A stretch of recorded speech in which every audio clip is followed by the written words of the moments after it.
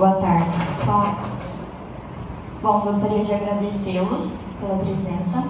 Estamos muito gratos por vocês estarem aqui. E pegando um gancho da Jéssica, quando ela citou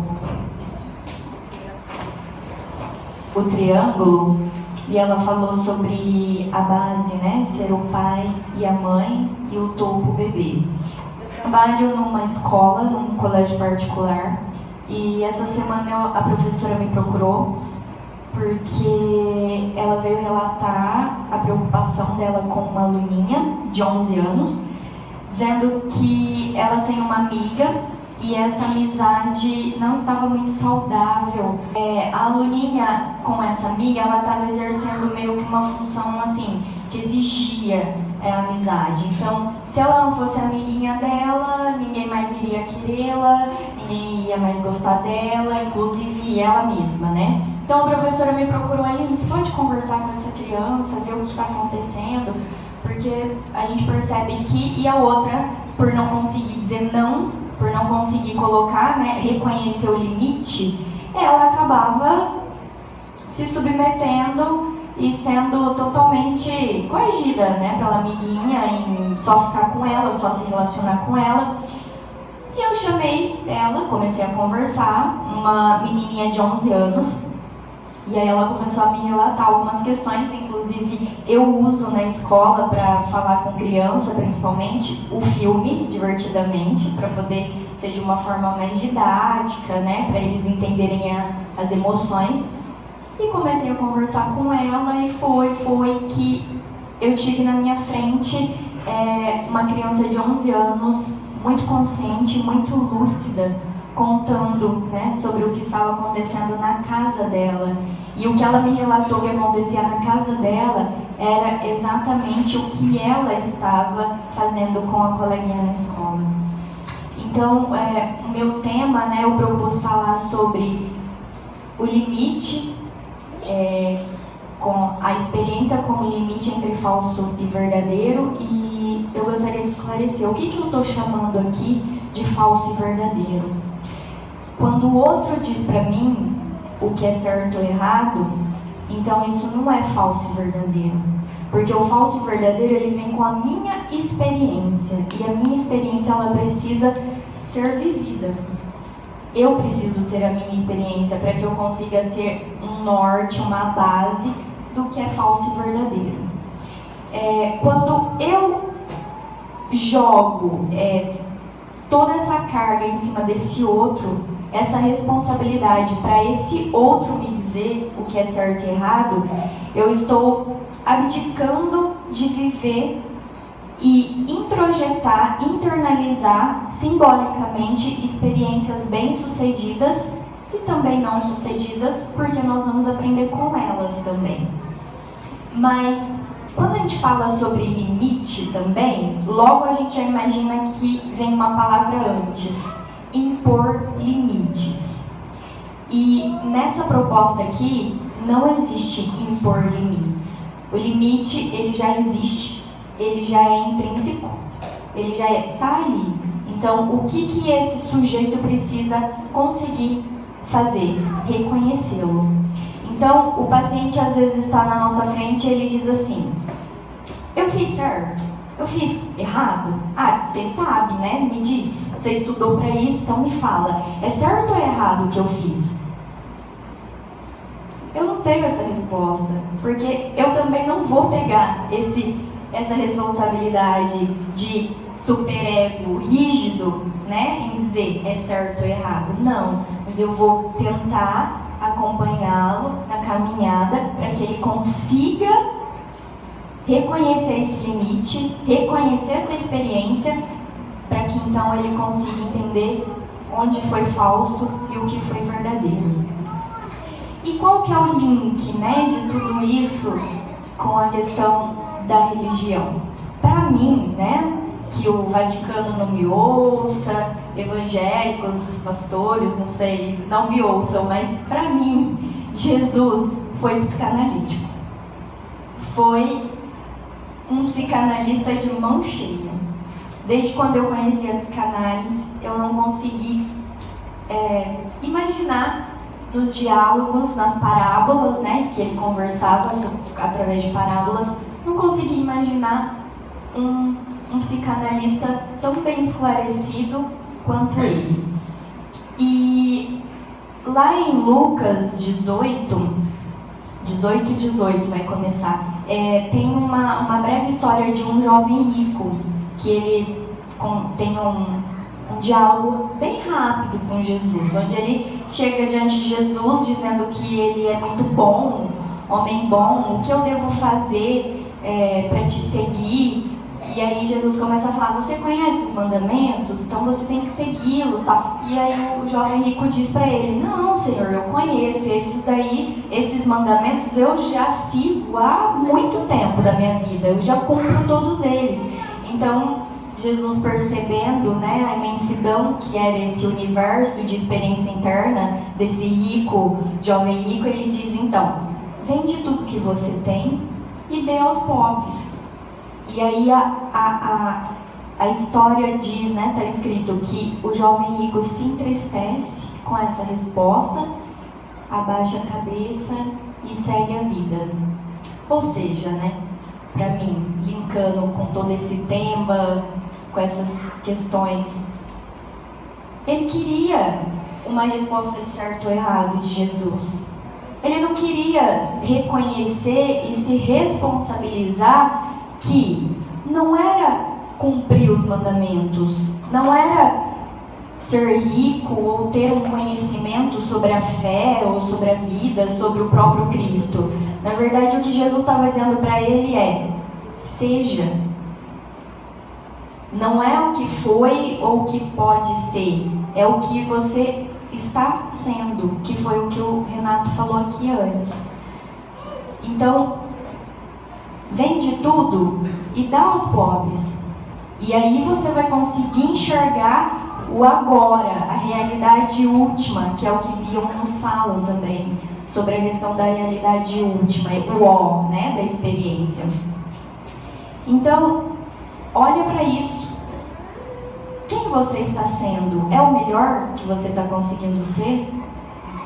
O que tem sido de experiência que você tem conseguido internalizar para que você reconheça o que é o limite, para que o outro não te desrespeite mais e nem você a si mesmo, para que você comece a se respeitar e assim respeite o outro. E o paciente, já recebi alguns, inclusive, né, essa semana, onde ela conseguiu detectar e ela disse, olha, eu já sei qual que é o meu problema, eu não consigo dizer não. E eu ouvindo, né, e aí? Como que vai ser feito com isso? Porque já detectou o problema, e aí? Não consigo dizer não. Até que no final da sessão, na verdade, o que ela estava buscando ali era que eu falasse para ela que ela deveria dizer não para uma determinada pessoa da vida. E assim, isso é dela. Não sou eu que vou dizer não. Esse é o limite que ela precisa reconhecer e ela precisa expandir dali. Eu vou estar junto, né? A proposta é estar junto, tentando o que? Acolher, tentando ir para além daquilo que é a experiência do setting terapêutico, para que ela consiga levar isso para fora. E a gente sempre ali no GEPA é comentado e a gente fala que a análise em si, ela não vai beneficiar só o paciente, aquele que está sendo analisado. Ele vai levar isso para fora e as pessoas que estiverem ao redor dele também vai ser, de certa forma, privilegiada, mudada, atingida de alguma forma. Então, quando a gente pensa na questão do limite, eu não posso dizer que o limite virá através do certo ou errado. Ou o limite não vai acontecer porque o outro precisa colocar. Tem uma psicopedagoga até, não sei se aqui muitos conhecem, ela chama Isabel Minatel, ela é conhecida, ela tem 2 livros e um dos livros dela o tema é criança sem limites. E eu achei interessante essa didática, né, no que ela fala, porque realmente quando a gente olha para a criança, não, mas tem que impor limite. Você não é o pai, você não é mãe, vai deixar fazer o que quer, vai ser só sim. Não, isso está errado. O pai é o limite. E aí a gente volta no tripé, no triângulo. Pai e mãe sustentando a criança. E esse pai estando ali presente, e o Renato ele dá um exemplo muito bacana do quadro, né, em si, da foto. Nós temos o quadro e atrás do quadro que sustenta ele é aquele pininho, né, pequenininho que fica atrás, ninguém vê, mas é ele que sustenta o quadro. Sem ele não tem quadro, não tem foto, não tem como nada permanecer em pé. E é exatamente o pai que faz essa sustentação para que o relacionamento entre a mãe e a criança possa ser bem sucedido, possa aparecer, possa se desenvolver de forma saudável.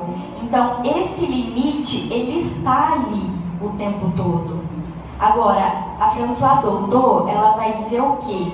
Que a mãe é quem apresenta esse pai para a criança. Então a mãe tem essa jornada, né, essa responsabilidade. Como ela apresenta esse pai? Se ele é um pai realmente presente, realmente que está ali, realmente que está por ela, está para ajudar, está para não só em questão financeira, mas suprir a questão emocional, esse mundo emocional interno. Então, como essa mãe vai apresentar esse pai? Vai apresentar um pai ciumento, apresentar um pai ausente, vai apresentar um pai, não sei, com algum tipo de problema, ou ela vai apresentar um pai saudável e dizer, esse aqui é seu pai, a mamãe confia nele, então você também pode confiar. Então o limite, ele vai ser de forma natural, né? Não tem como a gente também ter uma conversa e colocar isso diante da criança, né, dos pais. Na verdade, ele está ali de forma natural, ele vai sendo reconhecido e apresentado. E a experiência da realidade, poder estar envolvido com a realidade, poder conseguir, de certa forma, reconhecer essa realidade, porque nós, o aparelho psíquico, ele tem alguns mecanismos, e um deles é a ilusão. E às vezes nós temos a ilusão como um adversário ou como um vilão, mas na verdade sem ela o verdadeiro eu não consegue sustentar, porque se todos nós aqui andássemos com o verdadeiro eu à mostra, o que seria de nós? Acho que uma bezerra, não sei. Mas o verdadeiro eu, ele não pode ficar exposto, nem para si próprio e nem para o outro, porque também o verdadeiro eu exposto, ninguém suporta. Porque quando uma pessoa ela está passando por uma fase de luto, de tristeza, aqueles que estão em volta dela, às vezes, né, muitas das vezes, não é acolhedor, não sabe esperar o tempo para passar esse luto. Às vezes critica, às vezes fala, nossa, mas já faz um ano, não passou ainda, nossa, mas você chora, hein? Então, esse é o verdadeiro eu. E num setting terapêutico, diante de um analista real, diante de alguém que está pronto a acolher esse verdadeiro eu, ele consegue ir se nutrindo, né, como foi falado, se levantando, criando de novo algumas cascas, que também não é só coisa ruim. Os mecanismos estão ali para nos ajudar a caminhar, a prosseguir. E a ilusão é isso. Ela cria essa casquinha para que a gente consiga lidar no dia a dia, com o sistema, com tudo. Porém, a ilusão, ela não pode se sobressair à realidade. Essa realidade última que Bion chamou. Eu preciso estar de acordo com essa realidade. E o que é essa realidade, né? E às vezes a gente procura um psicólogo, um psicoterapeuta, procura às vezes em um diálogo, uma conversa, que alguém fale para mim o que é a realidade. Mas será que eu estou pronto para olhar para essa realidade? Porque ninguém consegue desfazer uma ilusão. Ninguém chega metendo o pé na ilusão do outro e fala, isso daqui você não está vendo que é mentira? Porque também temos uma premissa, né, no meio daquilo que é acolhimento, daquilo que é experiência, daquilo que é falso, verdadeiro, que é a verdade. Só que não é a verdade sem amor. Como a Jéssica citou do Immanuel Kant, o Bion também fala sobre que a verdade sem o amor, na verdade, ela não passa de algo cruel. E às vezes a gente encontra alguns psicoterapeutas, né, alguns profissionais que gostam de lidar com a verdade cruel, gostam de jogar na cara do outro essa verdade que machuca, sem levar em consideração a questão da maturidade. Isso eu preciso estar muito ciente como profissional. A pessoa que está diante de mim, ela ainda adquiriu a maturidade emocional suficiente para lidar com essa verdade? Ou ela ainda precisa se agarrar a essa ilusão? Então, o que torna a experiência em si, traz o reconhecimento desse limite, dessa experiência do real, do aqui e agora, do estar sendo, da realidade última, é quando eu consigo detectar o que está entre falso e verdadeiro. O que eu vivi, né, até hoje na minha vida? O que foi falso, o que foi verdadeiro? O que eu posso começar a desconstruir para construir algo novo? E a citação, né, desse diálogo de Jesus, que a gente encontra também na Bíblia, parece até, né, que a gente trouxe só uma linha cristã aqui, bíblica, mas só para esclarecer, lá no IGEPA a gente tem estudado o Amit Goswami, né, o Bion, quem mais? Tem alguns que é do viés espírita, né, que traz dos devotos de Krishna. Então a gente consegue de uma forma entender que no nível espiritual também tem um possível diálogo com aquilo que é psicanálise. E para mim, como eu estou começando agora a entender sobre, né, um pouco de física quântica, tá estudando aí o Amit Goswami nessa linha, então para mim o que faz mais sentido agora seria citar a questão bíblica, né, que é o que eu já tenho mais experiência, mas a gente está tentando incluir aí nesse meio. E o que eu tinha para compartilhar, né, mais ou menos era isso.